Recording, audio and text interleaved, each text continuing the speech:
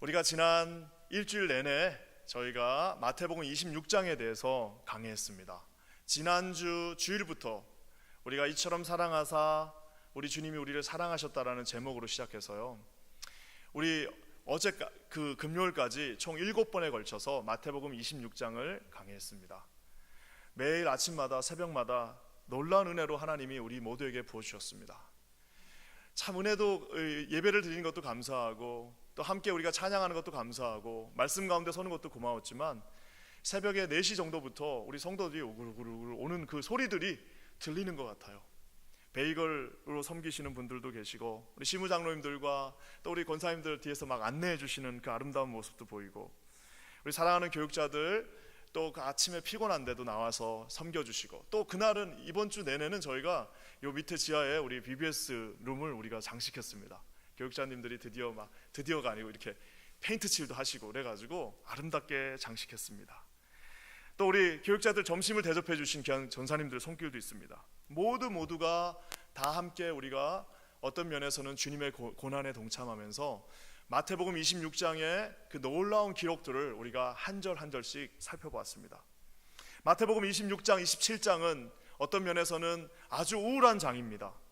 마태복음 26장의 내용들 자체가 사실은 매일매일이 쉽지 않은 본문이었으나, 우리가 끊임없이 하나님 앞에 기도하고 간구했던 것은 여기에 나와 있는 이 모든 모습들이 사실은 가룟 유다의 모습도 아니요, 베드로의 약한 모습도 아니요, 잠자고 있는 제자들의 모습도 아닌 내 자신의 모습이라는 사실을 아마 새벽 예배에 나오셨던 모든 성도들은 공감하셨을 것입니다. 오늘 그 연약함, 인간의 연약함과 인간의 약함과 인간의 악함의 끝을 오늘 보여준 이 본문 27장 1절에서 10절에 나와 있는 가룟 유다의 마지막 장면입니다. 우리가 아는 것처럼 가룟 유다는 세상이 다 아는 배신자였습니다.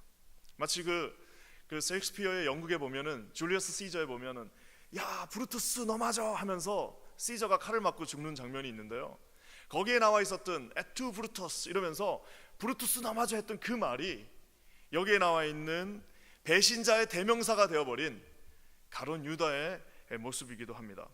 심지어는 우리가 재밌는 사실은 2006년도에 제가 그때 이제 신학 공부하고 있었을 때요, 이 유다의 복음, The Gospel of Judas라는 것이 발견돼 가지고 내셔널 지오그래픽사에 의해서 그것이 다 복원이 됐습니다. 그래서 유다가 쓴 복음이라는 게 나왔는데, 물론 이거는 우리가 받아들일 수 없는 위경이요 잘못된 저작이었지만, 그것이 나와서 거기에서 유다가 예수님과 했던 대화의 장면들을 거기에다가 생생하게 넣음으로 말미암아 사단이 다시 한번 죽은 유다를 끄집어서 우리 기독교를 공격했던, 그때 이제 댄 브라운의 막 소설들 다 다빈치 코드 이런 게 나오고 막 그랬었죠. 우리를 공격했던 그 순간도 기억이 납니다. 오늘 이 본문은 아주 어려운 본문입니다. 왜냐하면은 유다를 바라보는 시선들이 굉장히 다양합니다. 우리는 유다를 어떻게 봅니까? 그는 도둑놈이요, 그는 도둑질하는 자요, 하나님의 마귀가 그의 안에 들어갔으며 예수 그리스도를 판 아주 음흉하고 관계가 많은 자라고 보고 있으나, 세상의 많은 문학 작품들과 세상의 많은 매체들은 이 가룟 유다를 동정의 눈으로 바라봅니다. 70년대, 80년대 막 머리 기르고 다니셨던 분들 기억나시는지 모르겠지만, 지저스 크라이스트 슈퍼스타라고 하는 뮤지컬이 있습니다. 지금 아마 아직도 브로드웨이에서는 하나는 모르겠습니다.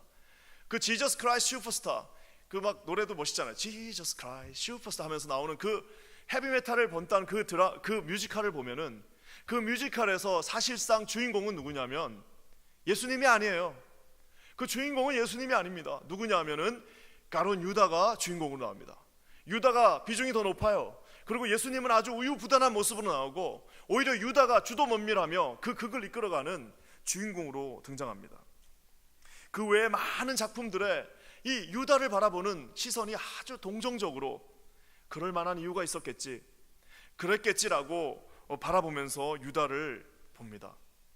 심지어는 어떤 신학자들이 이렇게도 얘기합니다. 이거는 의도된 배신이다.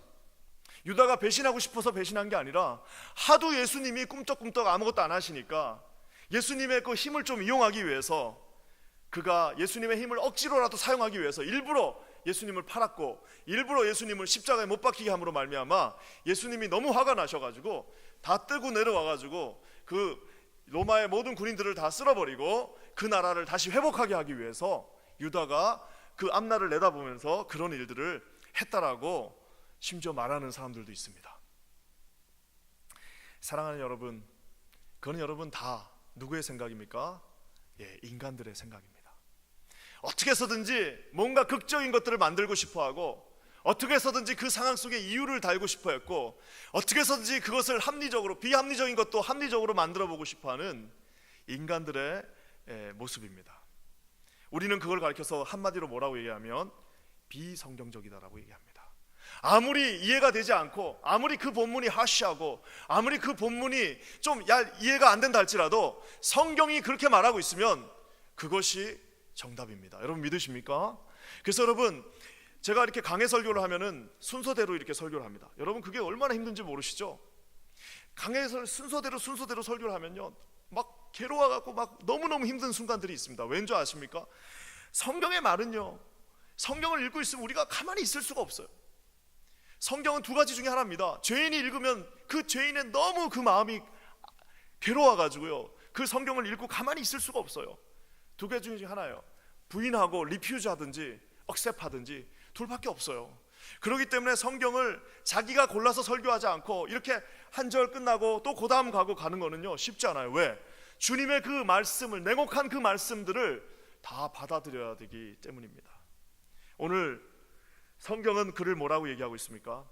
성경은 명확하게 마귀가 들어갔다라고 얘기하고 있습니다. 그는 돈을 사랑했다라고 얘기하고 있습니다. 오직 예수님만 사랑하라고 말했는데 돈을 사랑했다라고 얘기하고 있습니다. 그리고 심지어는 그는 도적이다, 도둑이다 라고 비판하고 있습니다. 돈을 잘 활용하는 건 좋습니다. 그리고 돈은 우리에게 필요한 겁니다.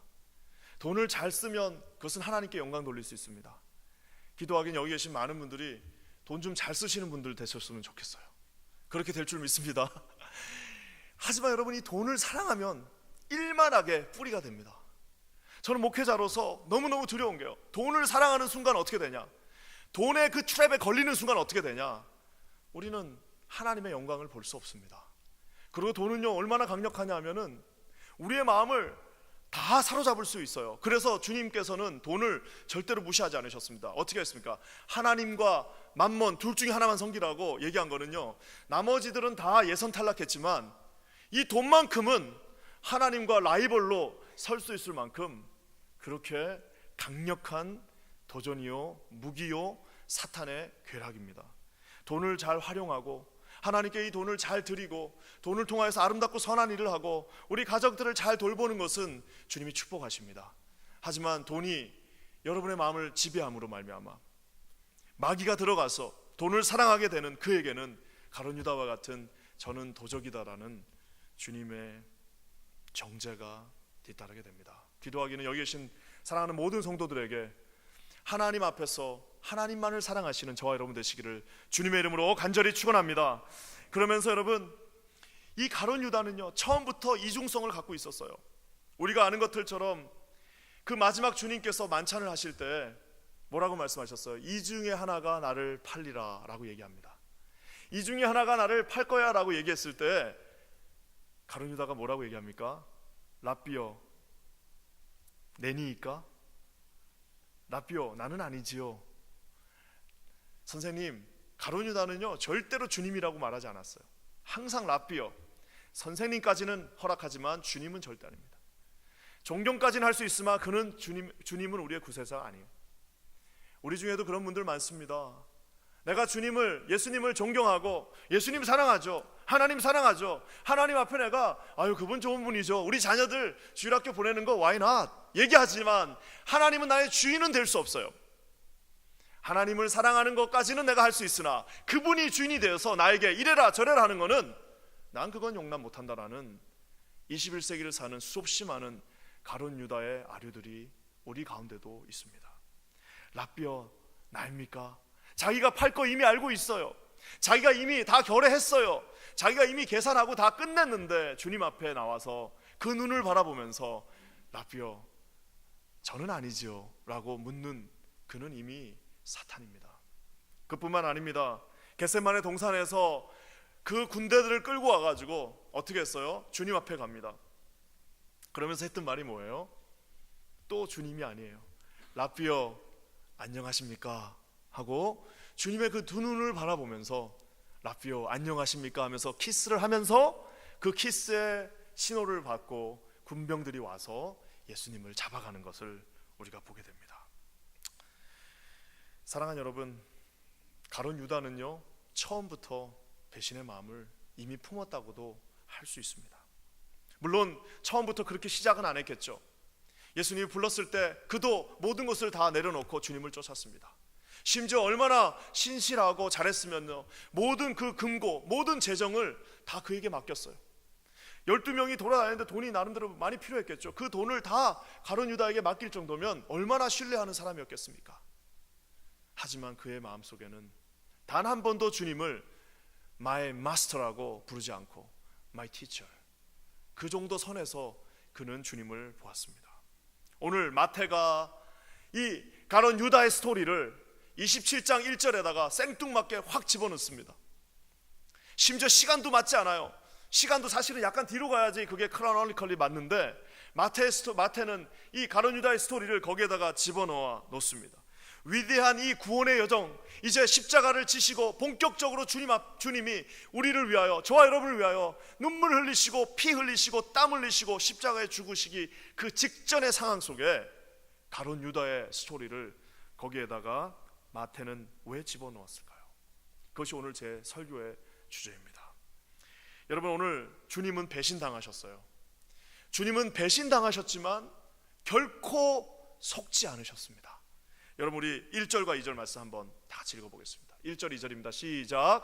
새벽에 모든 대제사장과 백성의 장로들이 예수를 죽이려고 함께 의논하고 결박하여 끌고 가서 총독 빌라도에게 넘겨주니라. 누군가가 저에게 만약에 신학책을 한 권을 쓰라고 그러면 저는 저 장면을 가지고 그 책을 쓰고 싶습니다. 뭐냐? 가장 큰 아이러니, 여러분, 저기 나와 있는 대제사장은 누가 만들어 놓은 제도예요? 누가 만들어 주신 겁니까? 예, 대제사장은 우리 하나님께서 직접 만들어 주신 직분이요, 하나님이 직접 만들어 주신 하나님 앞에서의 인스티튜션입니다. 주님이 직접 대제사장들을 만드셨고 대제사장 그 제도를 만드셨고 주님이 그들을 통하여서 모든 이스라엘의 죄를 용서해 주신다라고 말씀해 주셨어요. 근데 여러분, 놀라운 사실은 뭐냐? 예수님을 죽인 사람은 예수님을 모르는 사람이 아닙니다. 예수님을 십자가에 못 박은 자는 이방인들이 아니에요. 예수님을 십자가에 못 박은 그 가장 정점에 있었던 죄인은 누구냐면은 하나님이 임명하시고 하나님이 부르셨고 하나님이 맡겨주신 사명 가운데 있었던 대제사장들이 그 맨 선두에 있었다라는 사실입니다. 우리가 성경을 읽으면서요, 성경을 제일 잘 못 이해하는 사람이 있습니다. 그 누구냐면은 저 스토리가 나올 때 성경을 제일 잘 이해하기 위해서는 어떻게 하면 되냐면 모든 안 좋은 이야기들도 이게 나구나, 그리고 좋은 이야기들이 나오면 하나님 저에게 저렇게 할 수 있는 은혜를 주십시오. 하지만 안 좋은 얘기가 나오면 아이고 저 나쁜 사람 어떻게 가룟 유다 저렇게 할 수 있을까, 아유 저거 이야기를 들어보니까 무슨 집사 스토리네. 여러분, 그렇게 하면요, 그렇게 이해했던 대표적인 사람이 누군지 아세요? 그렇게 성경을 이해했던 대표적인 사람이 누구냐? 바로 히틀러입니다.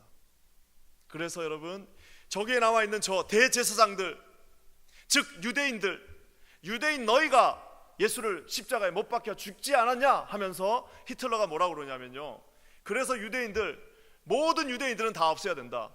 독일의 모든 신학자들이 그래서 어떻게 얘기했냐면은 예수를 십자가에 못 박은 사람은, 로마 군병은 그냥 쓰임받은 사람이고 실질적으로 예수를 십자가에 못 박은 자는 유대인입니다 라고 독일의 신학자들이 히틀러를 서포트 해줬어요. 사랑하는 여러분, 저기 나와 있는 더 제사장을요, 만약에 그냥 유대인들, 그냥 나쁜 사람들, 그냥 우리 교회를 힘들게 하는 저 바깥에 있는 무슨 우리를 개독교라고 하고 있는 그 사람들이라고 보는 순간 저와 여러분은 성경의 반을 이해하지 못하게 됩니다. 사랑하는 여러분, 가장 확실한 건 뭐냐면은 가장 주님 가까이 있었던, 매일매일 주님 앞에 예배를 드렸던, 매일매일 주님 앞에 제사를 드렸던 대제사장의 눈이 가려짐으로 말미암아 하나님의 아들이 이 땅에 오셨고, 하나님의 아들이 모든 예언을 성취하셨고, 하나님의 아들이 심지어 나귀를 타고 그곳에 임재하는 그 순간을 보고서도 어떻게 했어요? 그를 죽이자고 작정하는 모습을 보게 됩니다. 입만 열면 예배를 드렸고, 입만 열면 하나님을 위한다고 했고, 입만 열면 찬송했고, 입만 열면 이것이 교회를 위한 것이라고 얘기했으나, 실상 저와 우리 여러분들은, 저기 나와 있는 저 새벽에 모여 있는 저 대제사장들은 사실은 여러분, 저기는 어떻게 읽어야 되냐면, 새벽에 김 바나바가 예수를 죽이려고 함께 의논하고 결박하여 끌고 가서 총독 빌라도에게 넘겨주니라. 여러분, 만약에 우리가 이렇게 생각한다면 저와 여러분들은 하나님 앞에 날마다 주님, 저는 죄인입니다. 주님 감사합니다. 회복해 주신 이 은혜, 주를 보게 된 이 은혜에 감사합니다라고 고백할 수밖에 없다라는 사실입니다. 사랑하는 여러분, 저 대제사장이 무슨 짓을 하는지 한번 보시기 바랍니다. 6절 말씀입니다. 우리 6절 다 같이 읽겠습니다. 시작. 대제사장들이 그 은을 거두며 가로되 이것은 피값이라 성전고에 넣어둠이 옳지 않다 하고 30냥을 줬어요. 은 30냥을 주고 이제 가룟 유다한테 30을 주고 이제 예수님을 팔고 예수님을 죽이려고 다 했습니다. 나중에 가룟 유다가 마음에 뉘우쳐서 어떻게 했어요? 그 은 30을 가서 나 이거 안 할 테니까 다시 물려줘, 막 이런 식으로 얘기하는 거잖아요. 그러면서 그거는 네가 알아서 해야 하니까 그 은 30을 성전에다가 던져놓고 가룟 유다가 자기 길로 갔습니다. 그런데 여러분, 성전에 그 30냥, 은 30냥이 떨어지는 순간 대제사장들은 뭐라고 얘기하냐면 이것은 옳지 않다. 왜? 피 묻은 돈이라는 거예요. 거룩한 돈이 아니라는 겁니다. 그래서 그 돈을 가지고 이제 우리가 잘 아는 피밭, 아겔다마라는 피밭을 사서 그것을 이제 성전 바깥으로 갖다 놓죠. 여러분, 이게 무슨 말이냐면요, 그 돈에 피가 묻었나요? 돈에는 피 안 묻었습니다. 그냥 돈이에요. 근데 그 돈, 예수님을 판 돈이 자기들도 옳지 않다는 것을 알고 있는 거예요. 그러니까 어떻게 하는 겁니까? 그 돈이 여기 성전, 이 거룩한 성전에 이 더러운 돈이 있어서는 안 되니까 이거를 바깥으로 빼버리는 사건입니다. 세상에 이런 아이러니가 어디 있습니까? 예수님을 죽인 그들이 돈 30에 묻지도 않은 피가 더럽다고 그 피는 바깥으로 빼면서 자기들의 손으로는 예수님을 불법의 재판에 넘겨 죽게까지 하셨다는 사실입니다. 무고한 피를 흘리는 데는 아무 꺼리낌이 없어요. 예수님을 죽이는 데는 아무 꺼리낌이 없습니다. 심지어는 밤에 재판도 열어서는 안 되는데 그 밤에 재판까지 열게 하면서 사람들 다 모이라고 그래가지고 재판까지 열고 예수 그리스도를 십자가에 못 박아 죽이라고 외치고 했는데 그 돈은 더럽다는 거예요. 그 돈은 빼달라는 겁니다. 사랑하는 여러분, 저는 저 모습을 바라보면서 정말 제 자신의 그런 위선의 모습들도 보게 됩니다. 이곳에 우리가 이렇게 아름다운 옷을 입고 이곳에 우리가 이렇게 거룩한 모습으로 나와 있으나 그러면서 옷에 묻는 그것은 다 닦고요.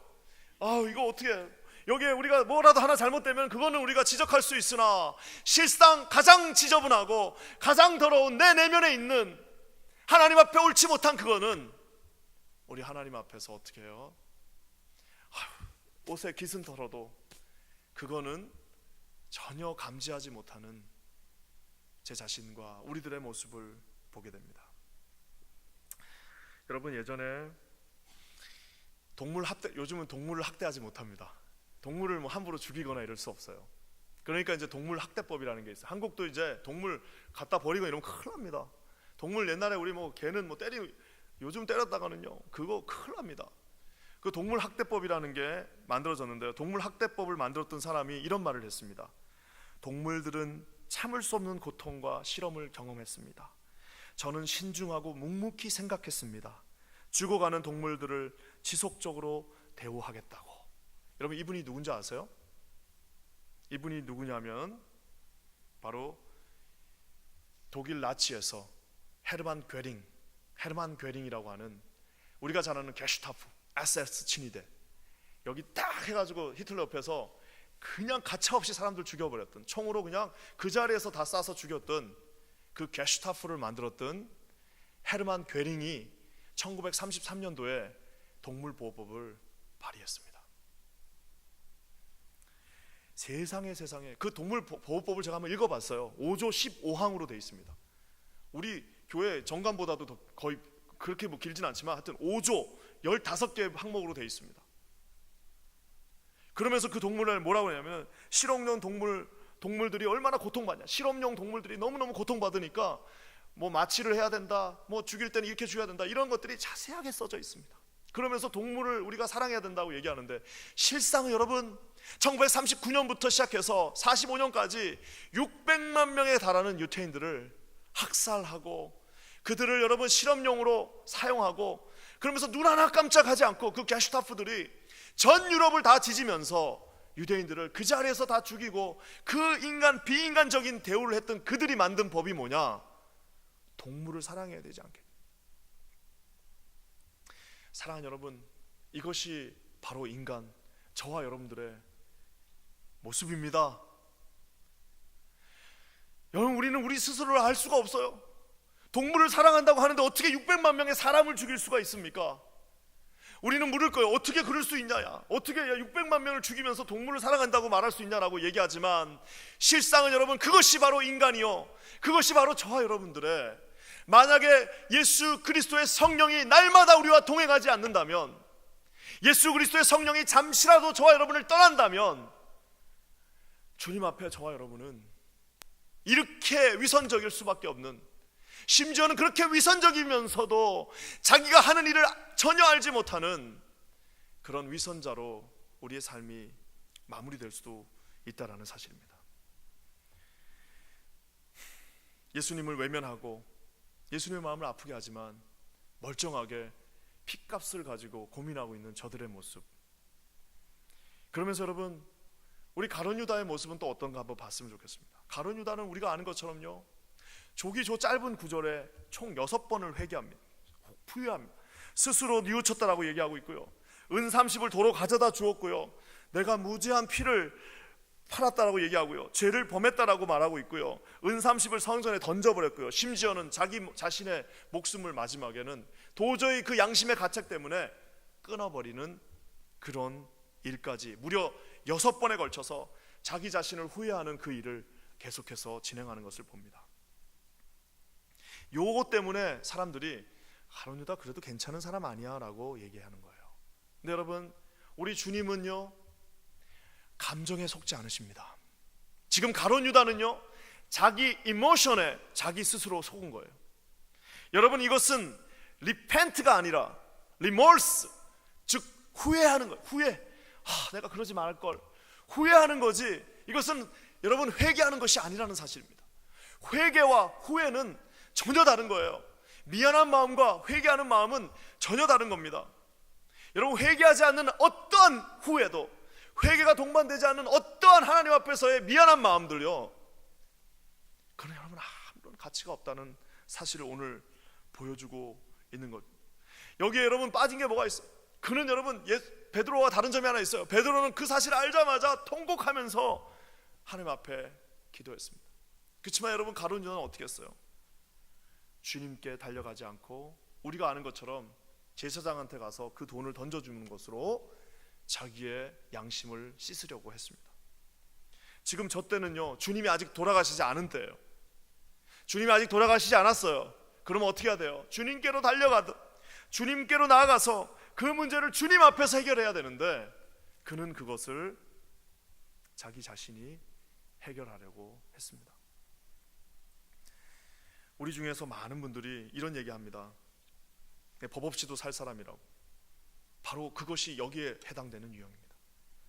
법 없이 사는 사람이 법 없이 살면 저 정도면 좋은 거 아니야? 그분은 여러분 법 없이는 살 수 있어도요, 예수님 없이는 살 수 없어요. 법 없이도 살 수 있다는 말을 하는 자체가 잘못된 겁니다. 왜인지 아십니까 여러분? 법은 누가 만든 거예요? 법은 사람의 기준입니다. 사람의 기준으로는 살 수 있을지 모르지만 우리 하나님의 기준 앞에서는, 해같이 빛나시는 그 주님 앞에서는요, 모든 것이 다 드러나는, 양초 하나를 가지고는 잘 보이지 않습니다. 사람의 법은 마치 양초 하나와도 같아요. 양초 하나 가지고 그 모든 것을 알 수는 없으나 해같이 빛나는 그 정오의 태양 앞에서 우리가 그 앞에 빨가벗고 서야 된다면, 거기 나와 있는 점 하나까지도 다 보이는 그 앞에서 과연 법 없이 살 수 없는 사람 도대체 누가 있겠습니까? 사랑하는 여러분, 오늘 이 가룟 유다는 회개의 타이밍을 놓쳐버렸습니다. 많은 사람이 그래요. 뭐 평생을 이렇게 그냥 나쁘게 살았는데 나도 양심이지, 어떻게 내 말년에 주님 앞에 그렇게 할 수 있겠냐, 그냥 나는 한 대로 하겠다라고 하는데, 여러분 그렇지 않습니다. 우리가 아는 것처럼 예수님 우편 강도는 정말 라스트 모먼트도 그런 라스트 모먼트가 없어요. 우편 강도가 교회 나갔겠어요? 우편 강도가 헌금을 했겠습니까? 우편 강도가 주일학교 교사로 섬겼겠습니까? 우편 강도가 제대로 기도라도 한번 했겠습니까? 하지만 맨 마지막에 숨이 넘어가기 직전에 진심으로 주님 저를 기억해 주십시오라고 그 주권을 주님께 드리는 순간, 그에게도 아버지 하나님께서 주시는 구원의 기회가 임하게 되었다는 사실입니다. 저는 기도하기를 우리 퀸즈 한인교회에 계신 모든 분들이 하나님 앞에 이렇게 날마다 회개하시는 저와 여러분 되시기를 주님의 이름으로 간절히 축원합니다. 여러분, 회개는 부끄러운 것이 아닙니다. 여러분, 회개하는 것은 부끄러운 것이 아니에요. 여러분, 주님 앞에 진심을 다해서 내가 잘못했습니다, 하나님 내가 대제사장적인 마음을 갖고 있었습니다, 내 마음이 주님 앞에 완악했습니다라고 하는 것은요, 절대로 부끄러운 일이 아닙니다. 왜 부끄럽게 생각하느냐? 그것을 하나님 앞에가 아니라 내 자신에게 회개한다라고 생각하고 있기 때문입니다. 내 자신에게도 나는 부끄럽기가 싫은 거예요. 가룟 유다가 바로 그런 사람이었습니다. 나는 내 자신에게 부끄럽지 않겠다. 그래서 마지막에 최후의 선택했던 것은 나는 내 영혼을 더럽히지 않겠다라고 자기 스스로 하나님 앞에 회개하지 않은 채 마지막 극단적인 선택을 하게 된 것을 보게 됩니다. 사랑하는 여러분, 회개는 절대 늦었지 않습니다. 회개는 누구나 다 할 수 있습니다. 회개는 부끄러운 것이 아닙니다. 회개는 매일매일 할 수 있습니다. 회개는 하나님께 갈 수 있는 유일한 길이라는 사실입니다. 이제 고난주간이 시작됩니다. 고난주간에 우리가 해야 될 일이 뭐예요? 고난에 동참하는 겁니다. 고난에 가장 크게 동참할 수 있는 방법은 뭡니까? 간단합니다. 저기 나와 있는 더 대제사장이 나였구나 라는 것을 깨닫는 겁니다. 대제사장이 나라는 사실을 깨닫는 우리 모두가 된다면 우리 교회는 어떤 것들이 흐를 것 같아요? 그곳에 하나님의 충만한 은혜가, 그곳에 넘쳐날 수 없는 하나님의 은혜가 우리 서로를 통하여서 나타나게 될 것입니다. 왜요? 다 대제사장이거든요. 내가 다 예수님을 십자가에 못 박았구나 라고 생각하게 된다라는 사실입니다. 사랑하는 여러분, 만약에 내가 십자가를 못 박았다고 생각한다면 내가 주님 앞에 나가는 게 뭐가 아깝겠고 뭐가 창피하겠으며 뭐가 부끄럽겠습니까? 그 앞에 서시는 저와 여러분 되시기를 주님의 이름으로 간절히 축원합니다. 그러면서 마지막에 참 재미있는 표현 하나가 있어요. 우리 4절 말씀 한번 읽어볼게요. 4절입니다. 시작. 가로되 내가 무지한 피를 팔고 죄를 범하였도다 하니 저희가 가로되 그것이 우리에게 무슨 상관이 있느냐? 너가 당하라. There's your responsibility. It's not my business. 여러분, 가룟 유다를 꼬실 때는, 가룟 유다 막 꼬실 때는요, 야, 우리가 다 책임져 줄게, 걱정하지 마, 와서 네가 키스만 하면 우리가 다 알아서 다 해줄게, 걱정하지 마, 너는 은 30 가지고 나중에 우리가 또 한 자리 챙겨줄 테니까 걱정하지 말라고 사단의 탈을 썼던 그 대제사장들이 그렇게 말했습니다. 근데 뭐라고 얘기합니까? 우리에게 무슨 상관이 있느냐? 네가 다 알아서 해. 라고 이야기합니다.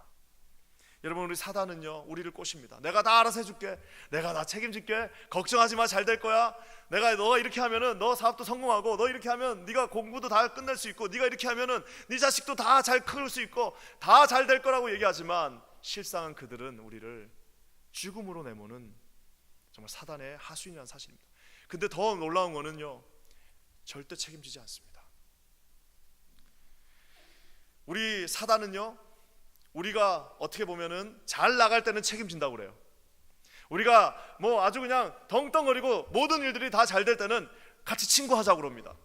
그리고 내가 걱정하지 마라, 내가 끝까지 너 옆에 같이 있어 준다라고 얘기하지만, 실상 우리의 영혼이 나락에 떨어지고 우리가 낙심하고 실패했을 때는요, 마지막에 너와 상관이 있다라고 하는 사람은 한 분밖에 계시지 않습니다.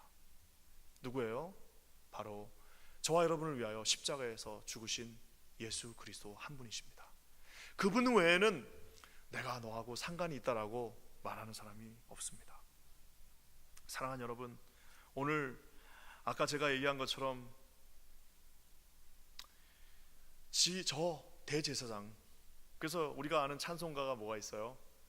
거기 너 있었는가 그때. 이 찬송가 정말 잘 만든 찬송가. Were you there? Were you there when the crucified? 너 거기 있었냐? 십자가에 예수님이 못 박히실 그 순간에. 그 뭔 말이에요? 있었다라는 답을 요구하고 있는 겁니다.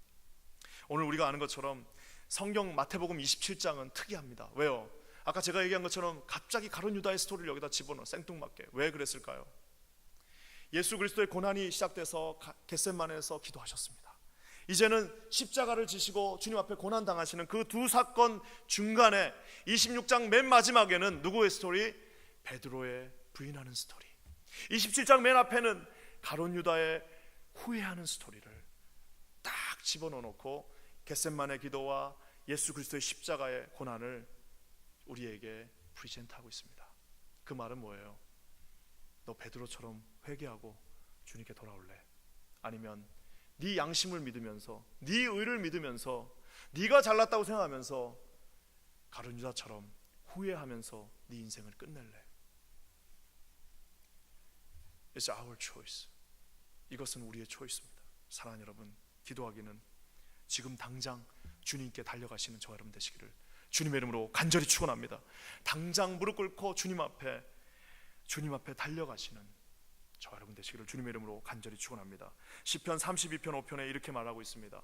내가 이르기를 내 허물을 여호와께 자복하리라 하고 주께 내 죄를 아뢰고 내 죄악을 숨기지 아니하였더니 뭐라고요? 곧 주께서 내 죄의 악을 사하셨느니라. He forgave us. 주님이 우리의 죄를 온전하게 사해 주신다라고 말씀하고 계십니다. 그런즉 누구든지 그리스도 안에 있으면 오늘까지 괜찮습니다. 요 오시기 전까지 죄 지은 거 다 괜찮습니다. 커다란 죄, 평생 여기 가슴에 응어리 맺히면서 나는 절대로 나는 요거는 용서 못 받는다고 한 것도 여러분을 의지하지 마십시오. 어떻게 해요? 새로운 피조물이라. 이전 것은 다 패스 어웨이, 지나갔으니 보라 새 것이 되었도다. 사랑하는 여러분, 주님께 달려가세요. 저와 여러분은 뉴 크리에이션, 새 것입니다.